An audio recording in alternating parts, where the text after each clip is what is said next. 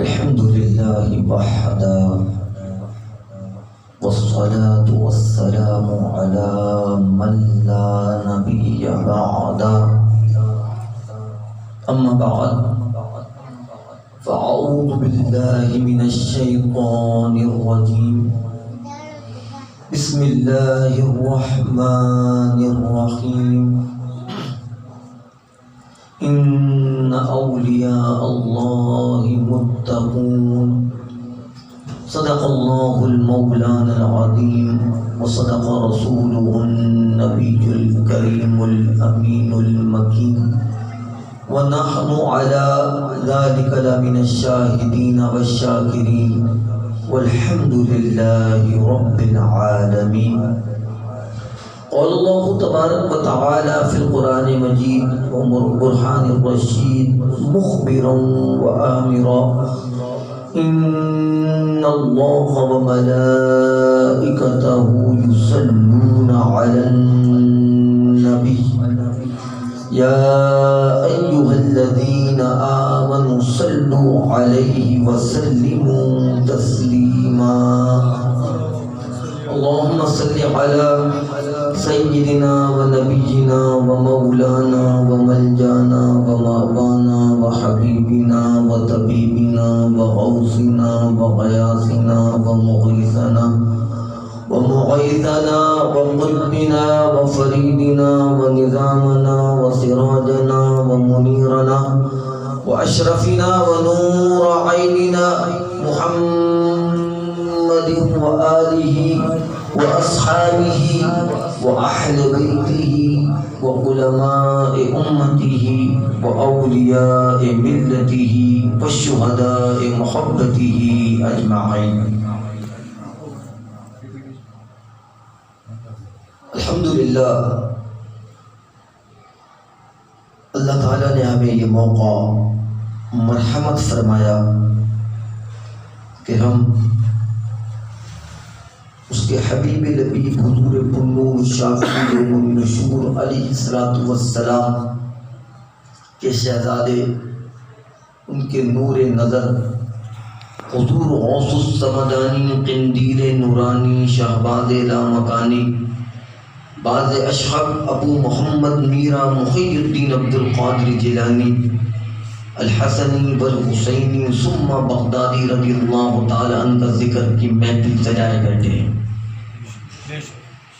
کتنا بڑا ہم پر کرم ہے. اور الحمدللہ آج 11ویں شریف کی ہی ساعتیں چل رہی ہیں. محبوب کا جو ذکر ہوتا ہے ذکر محبوب محبین کرتے ہیں، یعنی جو جس سے محبت کرتا ہے کوئی اس کا ذکر کرتا ہے. اور حدیث پاک کا مفہوم ہے کہ آقا نامدار حضور رحمت عالم صلی اللہ علیہ وسلم نے فرمایا کہ جو جس سے محبت کرے گا قیامت کے دن اس کے ساتھ اٹھایا جائے گا. تو ہم غوث پاک سے محبت کر رہے ہیں، ان کا ذکر کر رہے ہیں. محبت نہ ہوتی تو ذکر خیر نہ ہوتا. بے شک تو محفل سجانا اس بات کی دلیل ہے کہ ہم غوث پاک سے محبت کرتے ہیں. ہمارا یہاں آنا اس بات کی دلیل ہے کہ ہم غوث پاک سے محبت کرتے ہیں. اور حضور کی حدیث یہ دلیل ہے کہ قیامت کے دن ہم غوث پاک کے ساتھ اٹھائے جائیں گے. بے شک. تو جن کے ساتھ اٹھائے جائیں گے ان کا جو انجام ہوگا ان کے چاہنے والوں کا بھی وہی انجام ہوگا انشاءاللہ. تو غوث پاک جب جنت میں جائیں گے تو ان کے چاہنے والے بھی ان کے ساتھ جنت میں داخل ہو جائیں گے انشاءاللہ. الحمدللہ ہم غوث پاک کا ذکر کر رہے ہیں. اور الحمدللہ دیکھیں یاد رکھیے گا جس سے محبت کرتا ہے نا وہ ہر آن اس کو یاد کرتا ہے. خوشی کا موقع ہو تو کس کو یاد کرو گے؟ جس سے محبت کرتے ہو. غم کا موقع ہو کس کو یاد کرتے ہو؟ جس سے محبت کرتے ہو. خوشی ہو چاہے غم ہو چاہے ان کے درمیانی کیفیات ہو جو معاملہ ہو یاد اس کو کیا جاتا ہے جس سے محبت کی جاتی ہے. الحمدللہ مجھے خبر ملی تھی کہ گھر میں شادی کے معاملات بھی ہیں. تو دیکھیے شادی کے معاملات ہیں لوگ خرچہ تو کرتے ہیں مگر دیکھو جن کی شادی کی تقریب تھی وہ غوث پاک سے محبت کرتے ہیں. تو وہ اس تقریبات میں روحانیت بھرنے کے لیے نئی زندگی کو اچھی طرح سے شروع کرنے کے لیے ذکر غوث پاک کر رہے ہیں. بے شک. تاکہ اس گھر پر گھر والوں پر اور جن کی نئی زندگی شروع ہونے والی ہے ان پر غوث پاک کی نگاہ کرم بھی آ جائے انشاءاللہ۔ اللہ تعالیٰ ان کی جوڑی کو سلامت رکھے آمین اور آنے والے معاملات میں آسانی عطا فرمائے آمین۔ غوث اعظم رضی اللہ تعالیٰ عنہ کا ذکر کیونکہ تقریب شادی کی بھی چل رہی ہے تو میں دونوں عنوانوں کو ساتھ لے کے چلوں گا۔ اب آپ یہ دیکھیے کہ ایک شخص جوانی کا عالم ہے، جوانی کا شباب ہے، بالکل جوانی ہے، اللہ کی راہ میں نکل گیا، مجاہدات کرنے لگا، روزے رکھنے لگا، عبادات کرنے لگا، اللہ کے دین کے لیے نکل چکا ہے۔ کئی دن ہو گئے کھانے کو کچھ نہ ملا، بھوک کی شدت ہے، اس بھوک کی شدت میں گزر رہا ہے کہ کوئی مباح چیز کھانے کو مل جائے، مباح مطلب جائز چیز۔ سمندر کے کنارے سے گزر رہا ہے تو دیکھا کہ سمندر کی لہروں کے ساتھ ایک سیب بہتا ہوا آ رہا ہے، سیب بہتا ہوا آ رہا ہے۔ اس شخص نے اس سیب کو اٹھایا۔ ایک آدمی 3 4 دن 5 دن سے بھوکا ہو، کھانے کو کچھ میسر نہ ہو تو سیب کتنی بڑی نعمت ہے اس کے لیے۔ سیب سمندر سے آ رہا ہے، پکڑا، اٹھایا اور کھانا شروع کر دیا۔ اب بھوک کی شدت ہے، سیب کھانا شروع کر دیا۔ آدھا سیب کھایا تھا، صرف آدھا سیب۔ اچانک دل میں خیال آ گیا، دیکھو جو اللہ والے ان کے معاملات کیسے ہوتے ہیں۔ آدھا سیب کھایا تھا، دل میں خیال آ گیا کہ یہ سیب کا بھی تو کوئی نہ کوئی مالک ہوگا، اور میں نے سیب مالک کی اجازت کے بغیر کھا لیا۔ اگر بروز قیامت اللہ نے اس سیب کا سوال کر لیا تو میں رب کو کیا جواب دوں؟ ایک وہ سیب جو بھوک ہے، افلاس ہے، کھانے کو کچھ نہیں ہے، اور ایک سیب جو دریا سے بہتا ہوا آیا ہے، اس سیب کو آدھا کھایا ہے۔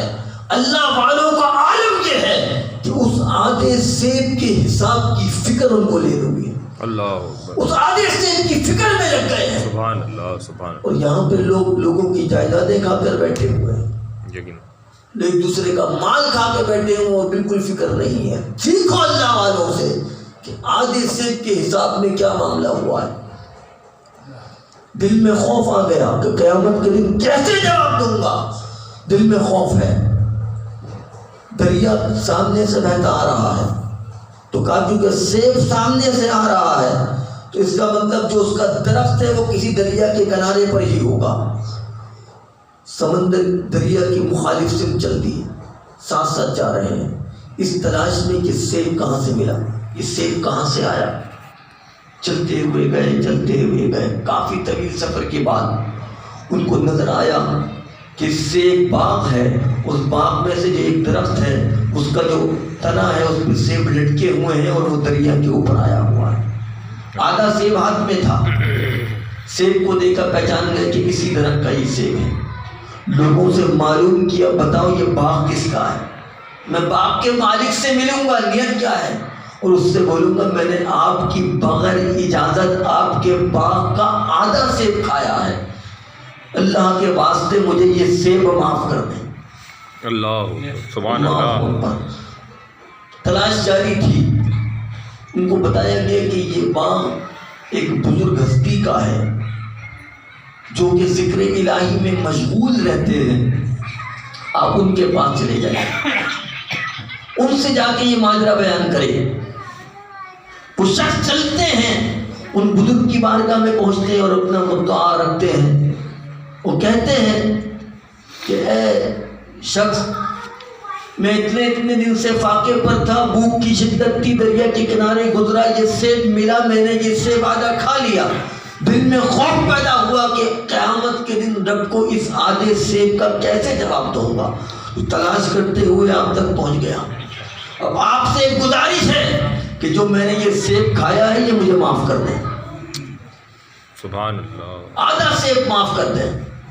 اللہ وہ بزرگ اللہ کے بہت بڑے ولی تھے، انہوں نے فوراً نگاہ ولایت اس شخص پر ڈالی اور دیکھا کہ اس شخص کے ولایت کے کئی اسباب ابھی باقی رہ گئے ہیں، دل میں نیت کی کہ اس کو یہاں رکھ کے اس کے اسباب کو مکمل کرا دے گا۔ سبحان اللہ۔ اور کیا کہا دیکھو سیب تو میں ایسے معاف نہیں کروں گا، اب ایک شرط یہ ہے کہ 3 سال تقریباً تمہیں میرے باغ میں میرے باغ کی باغبانی کرنی ہے۔ سبحان 3 سال اگر تم یہاں میرے باغ کی خدمت کرو گے تو پھر میں تمہیں یہ آدھا سیب معاف کروں گا۔ سبحان اللہ۔ جوانی کا عالم ہے، تو انہوں نے سوچا دل میں کہ دیکھو اگر میں نے اس بات کو قبول نہ کیا اور اس شخص نے مجھے آدھا سیب معاف نہ کیا تو قیامت کے دن رب نے اس سیب کے بدلے جہنم میں 1 سال بھی ڈال دیا تو میں اس کو کیسے برداشت کروں؟ اللہ اکبر، اللہ اکبر۔ اس ایک سیب کے بدلے جو مجھے جہنم میں جانا پڑا تو وہ تکلیف کیسے برداشت کروں گا؟ تو بہتر یہ ہے کہ میں 3 سال خدمت میں لگ جاؤں، اللہ 3 سال خدمت کروں۔ اللہ اکبر۔ آدھے سیب کے لیے آپ اپنے ہم لوگ خود دیکھیے کہ معاشرے میں اس وقت کیا چل رہا ہے۔ آدھے سیب کے لیے 3 سال بلا اجرت خدمت کرنے کو تیار ہو گئے کہ وہ آدھا سیب معاف ہو جائے۔ اس دوران وہ خدمت کرنا شروع کی، 3 سال تک متواتر خدمت کرتے رہے، اور کسی کتاب میں نے 7 سال کا ذکر بھی پڑھا تھا۔ سبحان اللہ، اللہ اتنے سال خدمت کرتے رہے۔ اس خدمت کے دوران وہ بزرگ ان کے مراحل ولایت بھی طے کراتے رہے۔ سبحان اللہ، ماشاء اللہ، ماشاء اللہ۔ وقت مکمل ہوا، جس دن وقت مکمل ہوا فوراً بزرگ کی بارگاہ میں پہنچ گئے اور عرض کی اے اللہ کے ولی، وہ جو آدھا سیب کھایا تھا وہ معاف کرنے کی جو شرط تھی آج پوری ہو گئی، اور میں نے آپ کو 1 دن بھی شکایت کا موقع نہیں دیا۔ جو شخص آدھے سیب کے لیے اتنا فکر مند ہو وہ شکایت کا موقع کیسے دے سکتا؟ بے شک، بے شک، ممکن ہی نہیں کہ شکایت کا موقع دے۔ وہ آدھا سیب معاف کر دیجیے، اب وقت پورا ہو چلا ہے۔ کہا دیکھو شہزادے، آدھا سیب تو معاف کرنا تھا، مگر اب میری ایک شرط اور بھی ہے، تم میری اس شرط کو پورا کر دو وہ سیب معاف کر دوں گا۔ کہا حضور ایک شرط پوری کرنے کے لیے زندگی کا اتنا حصہ آپ کو دے دیا، اور کیا شرط ہے؟ کہا اس شرط کے بغیر معافی نہیں ملے گی۔ کہا حضور شرط فرض کیجئے۔ کہا تجھے میری بیٹی سے نکاح کرنا ہوگا، تجھے میری بیٹی سے نکاح کرنا ہوگا۔ اللہ والے بھی جانتے ہیں کہ جو سامنے شخص ہے یہ ایسا نہیں کہ اس کو چھوڑ دیا جائے، سبحان اللہ، سبحان یہ اللہ، ہستی ایسی ہے کہ اپنی بیٹی اس کے دامن میں دے دی جائے، سبحان اللہ، ماشاء اللہ۔ وہ بھی سمجھتے ہیں۔ اب انہوں نے کہا کہ شرط تو یہی ہے کہ بیٹی سے شادی کرنی ہے، مگر معاملہ یہ ہے کہ میری بیٹی میں چند نسخ ہیں، وہ بھی سنتا چل۔ میری بیٹی جس سے تجھے شادی کرنی ہے وہ اندھی ہے، جس سے تجھے شادی کرنی ہے وہ اندھی ہے، وہ گونگی ہے، وہ بہری ہے، وہ لنگڑی ہے، وہ لونجی ہے، نہ ہاتھ کام کرتے ہیں، نہ پاؤں کام کرتا ہے، نہ دیکھ سکتی ہے، نہ سن سکتی ہے، نہ بول سکتی ہے۔ کہا تجھے اگر وہ آدھا سیب معاف کروانا ہے تو تجھے میری ایسی بیٹی سے شادی کرنی ہو، اسی صورت میں تمہارا یہ آدھا سیب معاف ہوگا، ورنہ یہ آدھا سیب تمہارا معاف نہیں ہوگا۔ روایت میں آتا ہے کہ یہ جو بزرگ گزرے ہیں یہ انتہائی حسین و جمیل شخصیت، انتہائی حسین اور حسن کا دوام تھا، کہ اتنی حسین شخصیت، عالم شباب، عالم جوانی۔ اب ایسی حالت میں کسی کی خواہش ہوتی ہے کہ لڑکی جو ہو جس سے شادی ہو وہ حسین و جمیل ہو، وہ خوبصورت ہو، اس میں کوئی عیب نہ ہو، رکھ رکھاؤ والی، گھر کا کام کرنے والی، گھرستی چلانے والی چل کی چاہیے ہوتی ہے۔ جو چل نہ سکے، پاؤں کام نہ کرے، وہ گھر کیسے بسا سکتی ہے؟ مگر پھر دل میں خیال آیا کہ اگر اس لڑکی کے ساتھ جو مجھے زندگی گزارنی ہے جس میں یہ تمام معاملات ہیں، 10 سال 20 سال 25 سال 30 سال 50 سال، پھر تو مر جانا، زندگی تو گزر جائے گی، مگر آنے والی زندگی جس میں موت نہیں ہے، جس میں ہمیشہ زندگی گزارنی ہے، اگر اس آدھے سیب کے بدلے رب نے جہنم میں ڈال دیا تو وہ وقت کیسے گزاروں گا؟ اللہ، سبحان اللہ، سبحان اللہ۔ وہ وقت کیسے گزاروں گا؟ یہ سوچتے ہوئے ان کی بارگاہ میں عرض کی کہ میں آپ کی بیٹی سے شادی کرنے کے لیے تیار ہوں، سبحان اللہ، مگر آپ کو مجھے وہ سیب معاف کرنا ہوگا، وہ آدھا سیب مجھے معاف کرنا ہوگا۔ بزرگ نے رشتے کا معاملہ ہو گیا، نکاح کی تقریب سعید منعقد کی گئی، دونوں نے ایک دوسرے کو نہیں دیکھا، دونوں نے ایک دوسرے کو نہیں دیکھا، نکاح ہو گیا۔ نکاح کے بعد دولہے کو بتا دیا کہ سامنے کمرے میں تمہاری دلہن بیٹھی ہے، تم وہاں چلے جاؤ۔ یہ بزرگ اس کمرے میں داخل ہوئے ہیں، قدم رکھا ہے تو دیکھ کر حیران رہ گئے کہ جو سامنے لڑکی بیٹھی تھی وہ انتہائی حسین و جمیل تھی، اس کے پاؤں بھی سلامت تھے، ہاتھ بھی سلامت تھے، آنکھیں بھی ایسی نہیں تھی کہ دکھ نہ سکے، وہ بول بھی سکتی تھی، وہ سن بھی سکتی تھی۔ یہ دیکھا فوراً الٹے پاؤں کمرے سے واپس بزرگ کی بارگاہ میں دوڑ پڑے اور دوڑ کے ان کے قدموں میں گر کے کہنے لگے، اے اللہ کے ولی، یہ آپ نے کیا کر دیا؟ آدھے سیب کے لیے میں نے زندگی کا اتنا وقت دے دیا، اب میری نگاہ ایک نامحرم پہ پڑ گئی ہے، میں اس کا عذاب کیسے برداشت کروں؟ اللہ اکبر، کہ جو عورت کے بارے میں آپ نے بتایا تھا اندر وہ عورت موجود نہیں ہے، اس کے پاؤں بھی سلامت، ہاتھ بھی سلامت، اس کی آنکھیں بھی سلامت، اس کی زبان بھی سلامت، یہ سن بھی سکتی ہے، ایسی عورت کو میں نے دیکھ لیا، یعنی کہ زندگی میں پہلی دفعہ کسی عورت کو دیکھا ہے، اللہ اکبر، زندگی میں پہلی دفعہ کسی عورت کو دیکھا ہے۔ اللہ اکبر، اللہ اکبر۔ اور پریشان کس بات پہ ہے کہ دیکھا تو ایک نامحرم کو دیکھ لیا، اب قیامت کے دن سیب تو تو معاف کر سکتا تھا مگر نامحرم کو دیکھنا کون معاف کرے؟ اللہ اکبر، اب قیامت کے دن رب نے اس لیے پکڑ لیا کہ تو نے ایک نامحرم عورت کو ایک نکاح بھی دیکھا ہے، تو میں رب کے جلال کا کیسے سامنا کروں؟ اللہ، آج ہمارے گریبانوں میں جھانک کے دیکھو یا رب، کہ ہم کس طرح نامحرم کی طرف نگاہوں کو اٹھا کر دیکھ رہے ہیں۔ کیا ہمیں اس بات کا احساس نہیں کہ قیامت کے دن رب کی بارگاہ میں کیسے جواب دیں گے؟ اللہ، کیسے جواب دیں گے کہ ہم نامحرموں کو دیکھ رہے ہیں، ان کے چہروں کو دیکھ رہے ہیں، کیسے جواب دیں گے؟ ایک لعنت موبائل بھی ہمارے پاس ہے، اس میں دیکھ لیتے ہیں، چلتے پھرتے بازاروں میں نگاہ پڑ جاتی ہے، عورتوں کا پردہ شرم و حیا اتار کے پھینکتی ہے۔ اللہ اکبر، نگاہیں پڑتی رہتی ہیں، بتاؤ ہم کیسے جواب دیں گے؟ یا اللہ، ڈر گئے، بزرگ سے عرض کیا کہ اب کیا ہوگا؟ بزرگ نے سینے پر ہاتھ رکھا، گلے لگایا، کہا بیٹا پریشان نہ ہو، یہ وہی عورت ہے جس سے تیرا نکاح ہوا ہے، اور جو کچھ میں نے کہا وہ جھوٹ نہیں، وہ سچ تھا، وہ سچ تھا۔ کیوں؟ میں نے کہا میری بیٹی گونگی ہے تو اس کا معنی یہ کہ میری بیٹی نے کی آواز کسی نامحرم کے کانوں میں کبھی نہیں گئی، سبحان اللہ، کبھی کسی نامحرم نے اس کی آواز کو نہیں سنا۔ میں نے کہا یہ اندھی ہے، کیوں؟ کیونکہ کسی نامحرم کو اس نے کبھی دیکھا ہی نہیں۔ سبحان اللہ، میں نے کہا یہ بہری ہے، کسی نامحرم کی آواز اس کے کانوں میں نہیں گئی۔ سبحان اللہ، یہ لنگڑی ہے، اس کا قدم کبھی گھر سے باہر نہیں نکلا، اللہ، اللہ، اس کے ہاتھ نے کسی نامحرم کو چھوا تک نہیں۔ سبحان تو میں نے جو کہا تھا وہ سچ ہے۔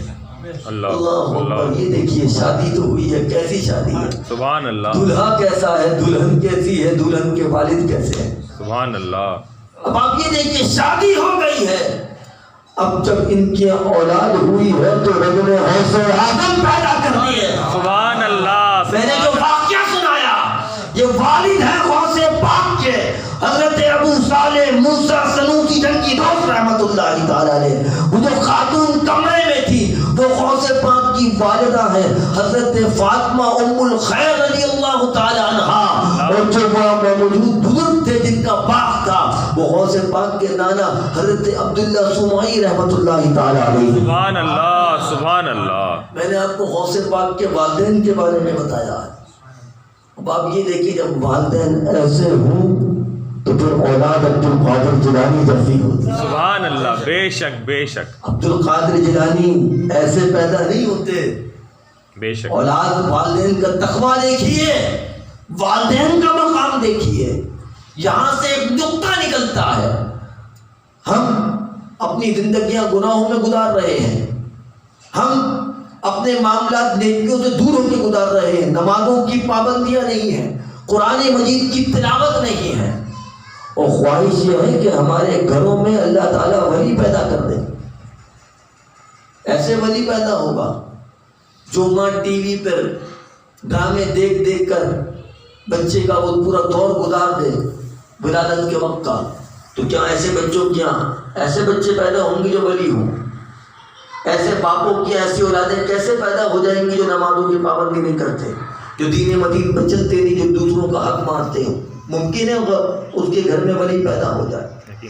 تو ولی پیدا کرنے کی اگر دلوں میں خواہش ہے تو خود متقی و پرہیزگار ہو جاؤ، اپنی زوجہ کو متقی و پرہیزگار بنا دو، پھر جب اولاد ہوگی تو انشاءاللہ ولی صفت پیدا ہوگی، انشاءاللہ بے شک ایسے نہیں ہوگی۔ اور عالم دیکھیے کہ جب ایسی والدہ ہوں تو غوث پاک کا معاملہ دیکھیے، غوث پاک بچپنا قرآن مجید پڑھنے کے لیے قاری کو لگایا گیا، قاری قرآن مجید پڑھانے آئے ہیں، غوث پاک کو پڑھانا شروع کیا، پڑھو بیٹا بسم اللہ الرحمن الرحیم الف، غوث پاک نے کہا با،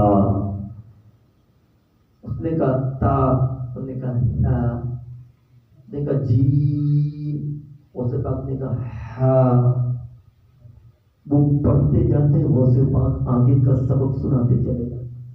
قاری صاحب بھی کوئی سمجھدار تھے، رکے نہیں کہ بیٹا بس اتنا آگے نہیں پڑھنا۔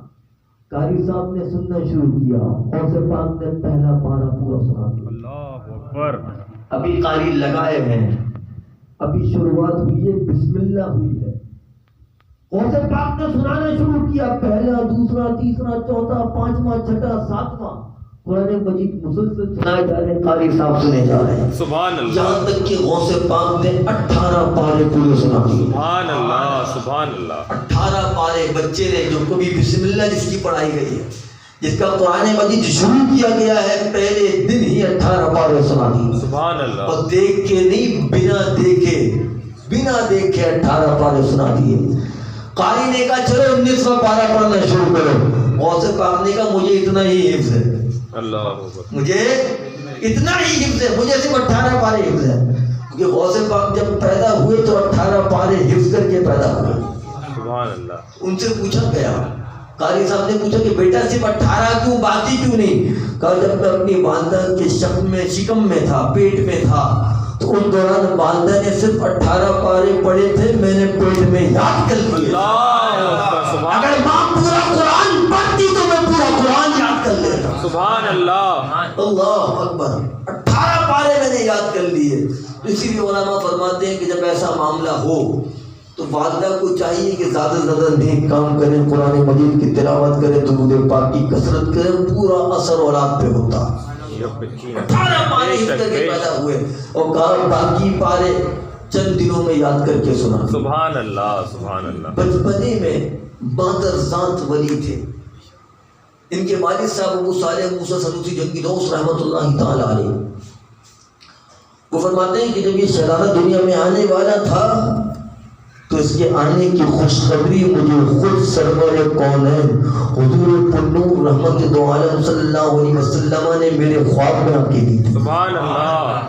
اور انبیاء کرام، حضور خالی حضور نے کہا، دیگر انبیاء کرام بھی راتوں کو میرے خواب میں آ کے مجھے مبارکباد دیا کرتے۔ سبحان اللہ، اللہ اکبر۔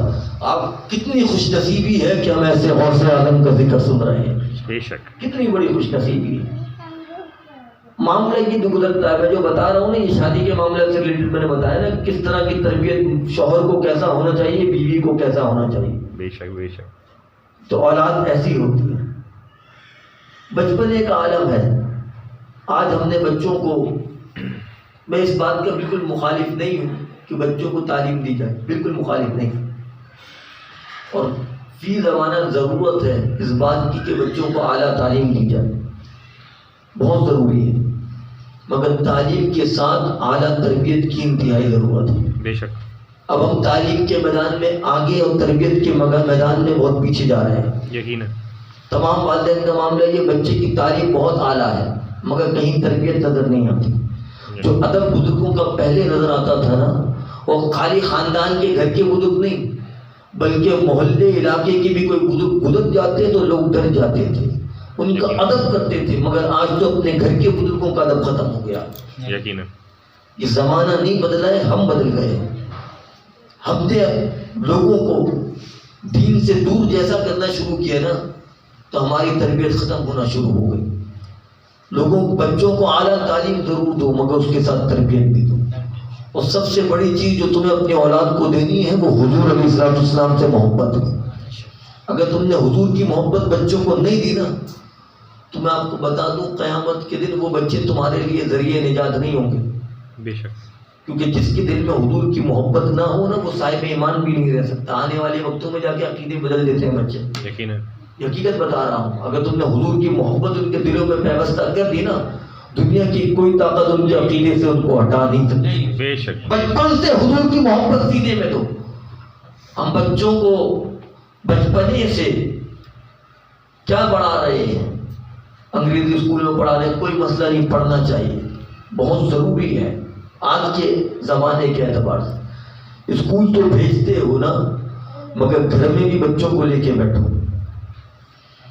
حضور علیہ السلام کی حیات طیبہ پر لکھی ہوئی اپنی علماء اہل سنت کی کتب کو لے کے آؤ، صحابہ کرام کی سیرت لے کے آؤ اور بتاؤ کہ صحابہ حضور کا کیسے ادب کرتے تھے۔ یہ کتابیں بچوں کو پڑھاؤ، آدھا گھنٹہ لے کے بیٹھ جاؤ روزانہ، نہیں تو 15 منٹ صرف اپنی زندگی کے روز کے صرف 24 گھنٹوں میں 15 منٹ بچوں کو دور پڑھاؤ، پھر دیکھو کیسے عاشق رسول بچے نکلتے ہیں۔ بے شک، پھر دیکھو تمہارے گھروں سے بھی اللہ تعالیٰ غازی پیدا فرمائے گا، انشاءاللہ، تمہاری نسلوں میں بھی غازی اللہ پیدا فرمائے گا انشاءاللہ، مگر ضرورت اس عمر کی ہے کہ تربیت کی انتہائی ضرورت ہے۔ غوث اعظم رضی اللہ عنہ کا بچپنا ہے، بچپنے میں وہ فرماتے ہیں کہ میں چھت پہ چلا گیا، غوث پاک خود اس واقعے کو نقل فرماتے ہیں میں چھت پہ چلا گیا، وہ چھت پہ جانے کا واقعہ اس طرح پیش آیا، کہاں میں باہر نکلا بچے کھیل رہے تھے ایک گراؤنڈ کے اندر، تو میں بھی ساتھ ساتھ ان کے چلا گیا اور میں نے دیکھا ایک گائے کھڑی ہے تو بچے اس کو چھیڑ رہے ہیں، میں نے جا کے اس گائے کی دم کو پکڑ لیا، کہا میں نے دم کو پکڑا، اللہ نے اس گائے کو قوت گویائی عطا فرمائی، سبحان اللہ، میں نے دم پکڑی، گائے نے منہ موڑ کے کہا اے عبد القادر رب نے تمہیں اس لیے پیدا نہیں فرمایا، سبحان اللہ، کہا میں بچہ تھا میں ڈر گیا، میں بھاگتا ہوں اپنے گھر کی چھت پہ چڑھ گیا، گھر کی چھت پہ چلا ہوں تو دیکھتا ہوں اللہ اکبر بغداد میں ہے، کہا میں چھت پہ چڑھا ہوں دیکھتا ہوں تو مجھے اپنے گھر کی چھت سے کعبۃ اللہ نظر آ رہا ہے، سبحان اللہ،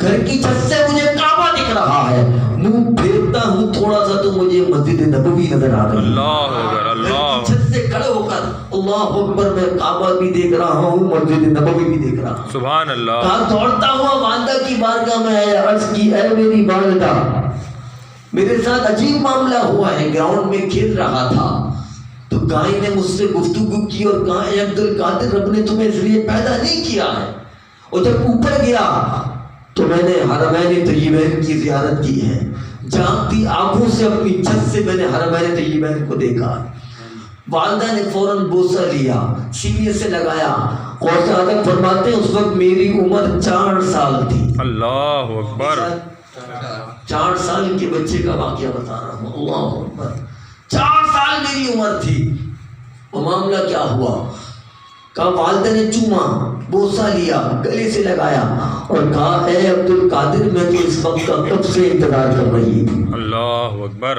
میں میں نے تمہیں اللہ کے نام پر وقف کر دیا، اس کے دین پر وقف کر دیا، اے بیٹے والد کا انتقال ہو چکا ہے، کہا اے بیٹے اب تم راہ خدا میں نکل جاؤ، 4 سال کے بچے کو آپ بتائیں نکال سکتا ہے کوئی گھر سے؟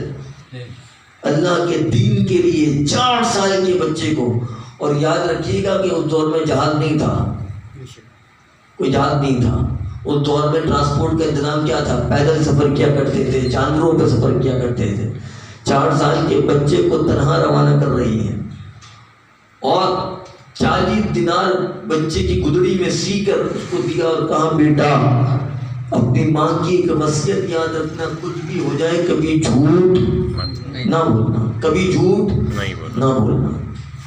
غوث پاک دروازے سے نکلنے لگے تو ان کی والدہ نے فرمایا اے بچے، اے عبد القادر میں نے اپنے حقوق تم کو معاف کیے. اللہ. کہ یہ نہ ہو قیامت کے دن اس بات پہ سوال ہو جائے ماں کو چھوڑ کے چلا گیا تھا. میں نے اپنے تمام حقوق اللہ کی رضا کے لیے تمہیں معاف کر دیے. اور پھر کہا کہ اے میرے بیٹے, والدہ کے بارے میں بتا چکا ہوں کتنی بڑی ولیاں ہیں, کتنی بڑی ولیاں. اے میرے بیٹے, اب تمہاری اور ہماری ملاقات میدان حشر میں ہوگی. سبحان اللہ. اللہ. کیا بتا رہی ہیں کہ اے بیٹے اب ہماری ملاقات نہیں ہوگی, یعنی اب کہاں ملیں گے؟ کہ اے بیٹے میں نے تجھے نکال دیا ہے, پک کر دیا ہے, اب ہماری ملاقات میدان حشر میں ہوگی. یعنی وہ جانتی تھی کہ اب غوث پاک جب لوٹیں گے تو میرا انتقال ہو چکا ہو. اللہ. اللہ. والدہ کا عالم یہ تھا کہ جو میں نے بتایا, اس کے علاوہ اتنی بڑی ولیہ تھی کہ جب چاند نہیں دکھتا تھا نا تو لوگ ان سے جا کے پوچھا کرتے تھے. ایک دفعہ بغداد شریف میں چاند نظر نہ آیا. غوث پاک یکم رمضان کو پیدا ہوئے, یکم رمضان کو پیدا ہوئے. تو غوث پاک کی والدہ کیا لوگ پہنچے کہ چاند کا مسئلہ ہے, پتہ کرتے ہیں, ولیت اللہ کی بارگاہ میں جاتے ہیں, خواتین کو بھیجا جا کے پوچھ کے آئیے. سب لوگوں کا مجموعہ باہر کھڑا ہے, بتائیے چاند ہوا کہ نہ ہوا, علماء میں اختلاف ہے, روزہ رکھیں کہ نہ رکھیں, مسئلہ کیا ہے. سحری کا وقت گزر چکا ہے مگر ہم نے کھایا پیا نہیں ہے, فیصلہ کرنے کے لیے کہ ہم نیت کریں کہ نہ کریں یا کچھ کھا لیں. والدہ کی بارگاہ میں پہنچ کے سوال کر رہے ہیں غوث پاک کی. انہوں نے فرمایا کہ آج رات کو اللہ نے مجھے بیٹا عطا فرمایا ہے, اور جب سے وہ بیٹا پیدا ہوا ہے اس نے ایک چیز لقمہ منہ میں نہ رکھا, دودھ کا ایک قطرہ اس کے منہ میں نہ کیا. تو میں جانتی ہوں کہ میرا بیٹے نے پیدا ہوتے ہی روزہ رکھ لیا. اللہ. اس کا مطلب چاند نظر آ گیا. سبحان اللہ. بیٹے ایسے ہوتے ہیں جب والدین ایسے ہوں. پیدا ہوتے ہی رمضان شریف کا مہینہ تھا, غوث پاک نے روزے رکھ لیے, اور پورے چاند تک روزہ رکھا. پورے ماہ رمضان کا بچپن میں پیدا ہوتے ہی روزہ نہ چھوڑا. اللہ اکبر. اب وہی بچہ ہے 4 سال کی عمر میں والدہ نے روانہ کر دیا. سفر طویل تھا, قافلے کے ساتھ روانہ کر دیا. روانہ ہو گئے. جب روانہ ہوئے ہیں تو چوروں کے, لٹیروں کے ایک قافلے نے حملہ کیا اس قافلے پر, ایک گروہ نے, اور حملہ کرنے کے بعد سب کا مال و اسباب لوٹنا شروع کر دیا. میرے غوث اعظم رضی اللہ عنہ بچے تھے, ان سے کسی نے پوچھا نہ توجہ دی. کسی کو کیا پتا یہ بچہ تنہا ہے, کسی کے ساتھ ہوگا تو اگر کسی کے ساتھ ہے تو مال بڑوں کے پاس ہوگا کہ بچوں کے پاس. کسی نے توجہ نہیں دی غوث پاک پر. آپ نے تصور کرے, ایک جو چور تھا اس میں سے ایک ڈاکو نے کیا کیا, اس نے کہا ایسے پوچھتے ایسے ہی پوچھ لیا, بچے تیرے پاس بھی کچھ ہے؟ اس نے کہا ہے. کیا ہے؟ 40 دینار. 40 دینار غوث پاک کی وراثت کا حصہ تھا. تو اندازہ لگاؤ یہ لاکھوں روپے کی رقم بنتی ہے. آج کے دور سے لاکھوں روپے بنتے. تو مسکرا کر وہ آگے بڑھ گیا کہ بچہ ہے ایسی بول رہا ہے. اتنی بڑی رقم 4 سال کے بچے کے پاس ممکن نہیں کہ موجود. آگے چلا جاتا ہے. دوسرا ڈاکو ٹٹولتا ہوا آتا ہے, اور تو کچھ سامان نہیں ہے, ایسی پوچھ لیتا ہے بچے تیرے پاس کچھ ہے؟ 40 دینار. کہاں ہے؟ بولتا چلیے بچہ ہی ہے, ایسی بول رہے ہیں مذاق کر رہا ہے. وہ آگے چلا جاتا ہے. تیسرا ڈاکو پھر پوچھ لیتا ہے. تینوں ڈاکو جب پوچھتے ہیں سرکار کے پاس جاتے ہیں کہ ایک عجیب معاملہ ہے, چھوٹا بچہ کہہ رہا ہے اتنی بڑی رقم اس کے پاس. بچے کو لے کے آیا گیا. غوث پاک سے پوچھا, ہاں بچے کیا ہے تمہارے پاس؟ کہا 40 دینار. بہت بڑی رقم. کہاں ہے؟ کہیں کی گزری ہے, گزری میں میری والدہ نے کی تھی, گزری کو کھولا گیا. وہ پیسے سامنے رکھے تھے. ڈاکو نے کہا اے بچے اتنی بڑی رقم ہے, جھوٹ بھی بول دیتا تو کہتا کچھ نہیں ہے, تو ہم یقین کر لیتے, تجھے تلاشی نہیں لیتے, کیونکہ اتنی بڑی رقم اتنے چھوٹے بچے کے پاس ممکن نہیں ہے. تیرا نہ کرنا ہم مان لیتے, مگر تو نے اتنی بڑی رقم کھو کیوں دی ہاں کرنے کے بعد؟ غوث اعظم نے فرمایا میں گھر سے نکل رہا تھا, والدہ سے وعدہ کر کے آیا, والدہ سے وعدہ کر کے آیا کہ میں جھوٹ نہیں بولوں گا. والدہ نے یہ وعدہ دیا تھا کہ بیٹا کچھ بھی ہو جائے کبھی جھوٹ نہ بولنا. اگر میں جھوٹ بولتا تو 2 لوگوں کا مجرم ہوتا. قیامت میں والدہ کو بھی جواب دینا پڑتا ہے, اپنے حق کو بھی جواب دینا. کیسے جواب دیتا؟ تربیت باپ کی نظر آ رہی تربیت کس کی ہے؟ جو باپ کی کیفیات کی بچے میں کیسے آ رہی ہیں. شادی شدہ جو کرنے جا رہے ہیں، یہ شادی شدہ لوگ ہیں، میں ان کو یہی کہتا ہوں اپنے آپ کو سدھارو، تمہارے تمام معاملات بچوں میں منتقل ہوں گے. وہی الفاظ دیکھیں کہ کیا جواب دوں گا. باپ بھی یہی کہہ رہے تھے، اللہ اکبر، بیٹے بھی یہی فرما رہے ہیں، کیا جواب دوں گا. ڈاکو تھا وہ جو سردار کا وہ کانپ گیا. اس نے کہا اتنا چھوٹا سا بچہ والدہ کے عہد توڑنے پر رب کی ناراضگی سے ڈر رہا ہے، تو میں نے اپنے رب کے کتنے عہد توڑے. میں اپنے رب کو کا جواب دوں گا. 4 سال کے بچوں پر کے ہاتھ میں ہاتھ دے کے توبہ کر لی. توبہ کر لی. سردار کے ساتھ جتنے ڈاکو تھے سب سے سردار نے کہا کہ میں توبہ اس بچے کے ہاتھ میں کر رہا ہوں، اب تم لوگ اپنا کام خود جانو. سب لوگوں نے کہا جب ڈاکو اور چوری آپ کے ساتھ کی ہے تو ہم بھی توبہ آپ ہی کے ساتھ. جتنے ڈاکو تھے سب کے سب نے غوث پاک کے ہاتھ میں ہاتھ دے کے توبہ کی.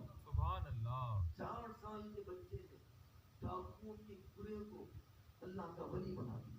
اللہ کا ولی بنا دیا. بچے کی شان یہ تھی غوث پاک کی فرماتے ہیں، غوث پاک پیدا ہوئے نا، غوث پاک جس دن پیدا ہوئے تو فرمایا پورے بغداد شہر میں جتنی بھی بچے پیدا ہوئے سب کے لڑکے پیدا ہوئے. اور جتنے لڑکے پیدا ہوئے غوث پاک کی پیدائش کے صدقے اللہ نے ان سب کے سب کو ولی بنا دیا. سب کے سب کو ولی بنا دیا ہے. یہ میں بتا رہا ہوں والدین اور بچوں کے معاملات کیا ہوتے ہیں. تو میں جو پیغام آپ کو دے رہا ہوں وہ غور سے سنیے. اگر چاہتے ہو کہ گھر میں گلاب کے پھول ہو تو بیج بھی گلاب کی ہی بولنی پڑے. بیج ببول کا بولے تو گلاب کہاں سے پاؤ.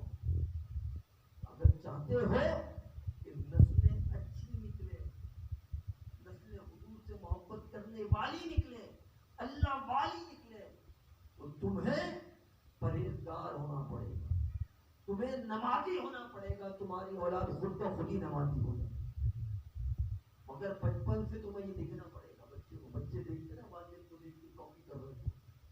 جن کے والدین نماز پڑھتے ہیں آپ دیکھیں بچے پوری برابر میں کھڑے ہو کے جانے نماز میں پڑھنا شروع کر دیتے ہیں. کیوں؟ کیونکہ وہ تربیت دیکھ رہے ہیں، اثر پڑتا ہے. جن کے والدہ قرآن شریف پڑھتی ہیں بچے دیکھنے کے بعد خود بیٹھ کے کتاب کھول کھول کے بیٹھ رہے ہوتے ہیں قرآن پڑھنے لگے. یہ تربیت کا نتیجہ ہے. جب آپ اپنے بچوں کے سامنے اچھی گفتگو فرمائیں گے. ہم اپنے بچوں کو جھوٹ سکھا رہے ہیں. والدہ نے کیا سکھایا تھا کہ بیٹا جھوٹ نہیں بولنا، اور ہم کیا سکھا رہے ہیں؟ جھوٹ.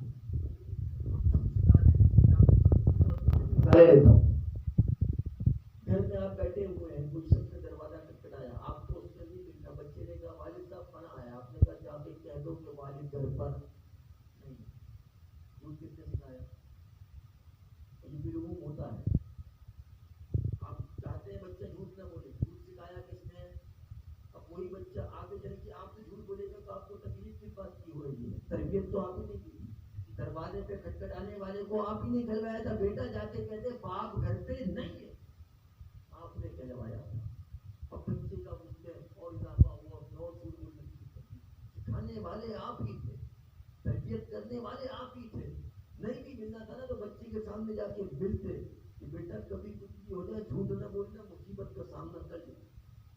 اس کو ادھار دینا، وہ گالی سنائے گا، وہ برا بلا کہے گا، وہ سن لینا، مگر بیٹا جھوٹ نہیں بولنا. یہ تربیت آپ کو اس وقت کرنی چاہیے کہ آپ نے کئی معاملات میں ہم ایسے ہی کرتے ہیں. ہم اپنے دل چھوٹے کرتے ہیں، اپنی بچوں کی چیزوں کو چھپا چھپا کر رکھتے ہیں. دینے کی عادت نہیں ڈالتے، شیئرنگ کی عادت نہیں ڈالتے. پھر آگے چل کے بچہ آپ اپنے والدین کے ساتھ اپنی جب بیوگا وہاں جاتی ہے نا تو اس کو جہد اس کی چیزیں بھی شیئر نہیں کرتا. سکھایا تو آپ ہی نے تھا نا. آپ کو برا لگ رہا ہے کہ وہ اپنی کوئی چیز نکالتا نہیں ہے. یہ آپ کی تربیت تھی جو بچپن سے وہ دیکھتا آیا کہ بیٹا اپنی چیز کسی کو نہیں دینا. یہ آپ نے سکھایا تھا. بچے نے کہاں سے سیکھ لیا؟ وہ کوئی سیکھ کے نہیں آیا، وہ تو خالی کتاب آیا تھا، اس پہ لکھا تو آپ ہی نے. تو جیسا آپ بچے کو ڈھالو گے بچہ ویسا ہی ڈھلے گا. تو آپ جو بچوں کی اچھی تربیت کرنا چاہتے ہیں آپ کو سب سے پہلے اپنی ذات کی تربیت کرنی ہوگی. اپنی اوپر نگاہ ڈالنی ہوگی کہ آپ کہاں کہاں غلطیوں کو کوتاہی کر رہے ہیں. کیونکہ اگر آپ کے اندر جتنی غلطیاں اور خامیاں ہیں آپ نے اس کو صحیح نہیں کیا تو وہ ساری آپ کے بچے میں منتقل ہو جائیں گی، پھر اس میں مزید اضافہ ہو جائے گا۔ جو خامیاں 32 سال میں آپ کے اندر آئی ہیں، بچے کو آپ نے 1 سال میں 30 سال کی خامیاں دے دی، اب آگے کے 30 سال میں اس کے بعد 60 سال کی خامیاں ہوں گی۔ اسی لیے ضروری ہے کہ جو اپنی اولاد کی تربیت کرنا چاہتا ہے وہ اپنی تربیت کرے، اور وہ اپنی اولاد کی صحیح طریقے سے تربیت کرے، تعلیم بھی دے، تربیت کے ساتھ دے، ورنہ ایسا نہ ہو کہ قیامت کے دن اس اولاد کے بارے میں جواب دینا مشکل ہو جائے، کیونکہ اولاد کہتے کہ مجھے والد نے جھوٹ بولنا سکھایا تھا، سوال ان سے ہونا چاہیے۔ تو اس لیے ضروری ہے کہ ہم سب اپنی تربیت کریں، اپنی اولاد کی تربیت کریں، اپنی بیویوں کی، گھر والوں کی تربیت کریں، تاکہ ہماری نسلیں عمدہ اور اعلیٰ ہو۔ اللہ تبارک و تعالیٰ ہمیں حضور سے پاک رضی اللہ تعالیٰ کی سچی محبت عطا فرمائے، آپ کی سیرت پر عمل پیرا ہونے کی توفیق عطا فرمائے، ہماری نسلوں کو اللہ تبارک و تعالیٰ نیک بنائے اور بزرگان سے محبت کرنے والا بنائے۔ وآخر دعوانا الحمد للہ رب العالمین۔